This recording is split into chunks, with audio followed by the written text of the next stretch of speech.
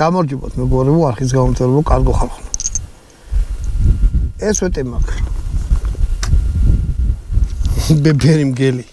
მეორე მსოფლიო ომში ნაომარი და ასე შემდეგ. ამ იარაღის განხილვა მიდევს თავისი დაშლის გამოსვლის წელი და ასე შემდეგ. სროლა მინდოდა ჩამეწერა, ვიფიქრე მიზანზე ვისროლო მეთქი, მაგრამ რა ვიცი რა, სოს ხანისე ვისრი ხანისე. ამიტომ მიზანზე არ ვიცრი ახლა მე ამას. აი ეგ 6 ბოთლი დევს, წყლიცავს, ერთი ნახევრად სავსეა.